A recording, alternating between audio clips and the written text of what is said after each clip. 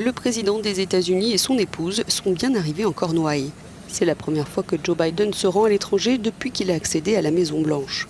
Et le sommet du G7, qui s'ouvre demain à Carbis Bay, une petite station balnéaire du sud-ouest de l'Angleterre, est une bonne occasion de rassurer les alliés européens, encore profondément ébranlés par son prédécesseur Donald Trump.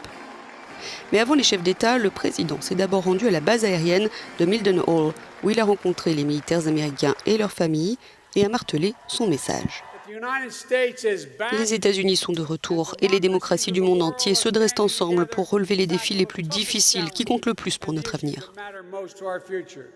Parmi les dossiers abordés au G7 figure le défi de la vaccination contre le Covid-19 et ses variants. Joe Biden entend d'ailleurs dévoiler un plan d'aide massive à la vaccination destiné aux pays pauvres. Le G7 abordera aussi la planification de la reprise économique post-pandémie et la lutte contre le changement climatique. Pour ce premier voyage à l'étranger en tant que président des États-Unis, je me dirige vers le G7, puis ce sera le sommet de l'OTAN et ensuite je rencontrerai M. Poutine pour lui faire savoir ce que je veux qu'il sache.